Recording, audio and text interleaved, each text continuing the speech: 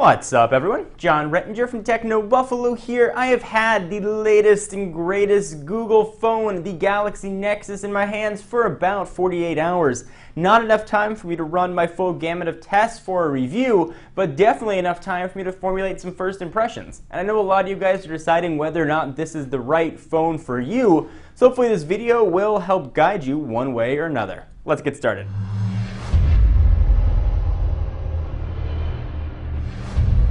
Alright, so I've broken this video down into 3 parts: the good, the bad, and a conclusion. Let's go ahead and start with the good, and that is this gorgeous 4.65-inch screen with a resolution of 720 by 1280. This is the best screen I have ever seen on a phone. Text is absolutely gorgeous on here. I was worried that the resolution was going to be so high that I wasn't going to be able to read the text. Not a problem at all. It is extremely sharp. I have not seen an ounce of pixelation on this screen. It is absolutely gorgeous. One of the best and most pleasant surprises about the screen was that it doesn't have that AMOLED bluish hue that we've seen on some old other Samsung devices. The whites look very white, the blacks are very black. Text in particular looks absolutely beautiful. Images on here as well also look absolutely outstanding. They are beautiful and vibrant. And watching video on here is an absolute pleasure. On a screen with a resolution of essentially a 720 screen, it is absolutely incredible. Now, video is not going to really do any justice coming from the phone to YouTube, getting uploaded, and then watching it on your screen. But suffice it to say, let me tell you, it looks absolutely gorgeous. You could watch a movie on here. No. Without any sort of problem at all. Things just look absolutely beautiful. A little bit of an homage to the Muppets if you haven't gone and seen that movie. It's absolutely tremendously done and very entertaining and uplifting. You'll leave the movie feeling happy. But this one's not about the Muppets. Let's talk a bit more about the Galaxy Nexus. So the screen gets 2 whopping thumbs up. Generally in phone reviews, I try not to focus that much on the operating system because generally it's an operating system that we've seen before. But we haven't seen this one before, so there's a lot to talk about. One of the things that I really like in Ice Cream Sandwich is the honeycomb-esque multitasking. It's really cool. It's that 3rd button there on the right, and again, those aren't actual buttons. There are buttons drawn on the screen. The multitasking here is really incredibly easy to use. You tap it, you find what you want, and you can go ahead and jump right in. If there are too many things here, you have too many applications open, you can go ahead and close them very easily by just swiping them off to the right. I should say, though, that doesn't actually close the application physically. It just removes it from the multitasking. So I want to be very clear about that. It's not like WebOS when you can swipe it off the screen and it's closed. It's just removing it from the multitasking here. But I really enjoy multitasking on the Galaxy Nexus. The next thing that I really like is the speech-to-text. Let me show you what this is. It was always a great feature in Android, but now it's even better. So I'll go ahead and create a new message, and I'll show you what this looks like. So you're going to have that familiar microphone right there, but it's now more accurate, and it's going to start typing the text almost as you speak. So let me go ahead and show you. I'm testing the speech-to-text functionality on the Galaxy Nexus, period. Even as I go through and do this review, it's going to continue to talk. It's actually pretty cool how well it works. So you can see it's making some mistakes, comma, but not that many, period. It's very cool to see the words show up almost as I'm typing, period. You're almost going to have to go through and do some editing when you're done, but if you want to send a quick text message or email, this is a great way to do it, period, and is one of my favorite features of Ice Cream Sandwich. We'll go ahead and hit done there. That'll just keep going as you are talking. Eventually it will stop, though. It's not going to keep going forever. The next feature that I really like, and sort of a strange feature to like, is Calendar. And the Calendar is, Google Calendars that you love. But I do really like the pinch to zoom. If I've got a very busy day and I'm viewing things, let's say by month, it's nice to be able to pinch and zoom into the calendar. A really nice addition. A few other things that I like are sort of things that I didn't think I was even going to notice a difference. If you jump into settings, I really like the data usage setting here. I'm fortunately grandfathered in on an unlimited data plan, but it's really nice to be able to set these warnings here. So if you want to cap at 2 gigs or you want to see what's using all of your data, you can go ahead and check that out to make sure you never go over your cap, or if you do want to go over, how much you're going over and what apps are using all that data, and you can essentially kill those apps from pulling in data or background data whenever you want. So really nice feature. Another feature that I really like, and sort of a random one, is the new settings layout here in Android. I really like how it's laid out with the connections at the top, Wi-Fi, Bluetooth, and data usage.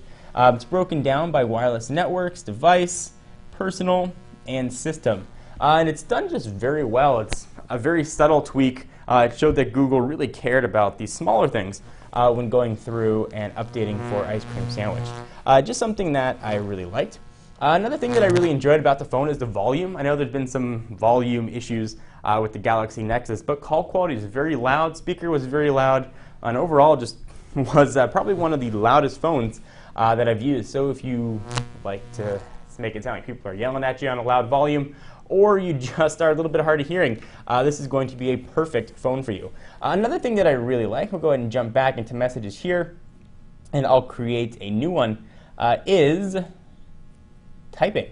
The keyboard here looks very similar, but there's a lot of changes under the hood. The autocorrect here is much, much, much improved. The autocorrect in Android was always good, but now it's even better. I'm not the most accurate typer out there, but being able to know what I want to type almost before I type an ice cream sandwich is really a pleasant experience.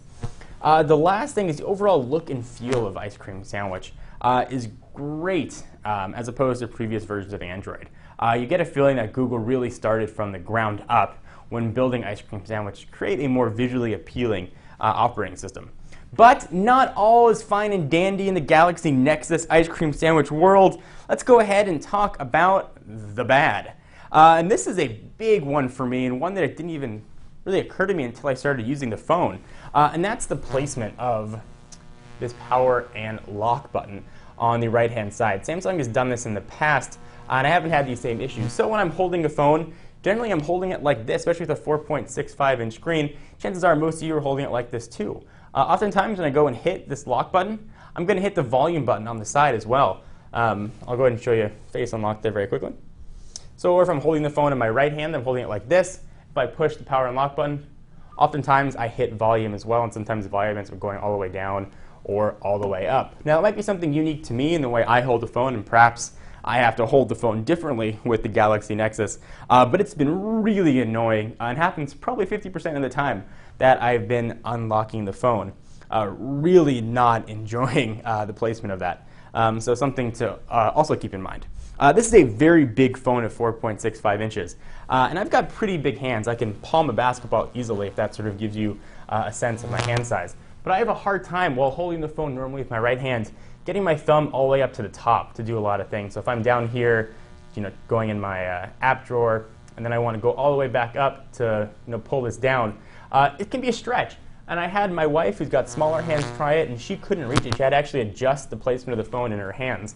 So if you do have smaller hands, it's going to be hard for you to stretch all the way up to get to the top. So something you're going to want to keep in mind. One of the other annoyances, and this one isn't a build thing, this is an ice cream sandwich, and it's something that I'll probably get used to the more I use the phone, the lack of a physical menu button. I don't mind these drawn-on buttons here at the bottom. They're actually very easy to use, and they're very responsive. But sometimes you don't know what the menu options are going to be. So we've got those 3 dots there right now, and that's the equivalent of a menu button. There are legacy applications that weren't built for Ice Cream Sandwich, that are built for older versions, that you don't know what menu options are going to be hidden there. Oftentimes, I really prefer just having a physical menu button to hit. Now, that's something, again, that I'll probably get used to as I get more comfortable with Ice Cream Sandwich, but definitely was an annoyance as I was using the phone for the first few days.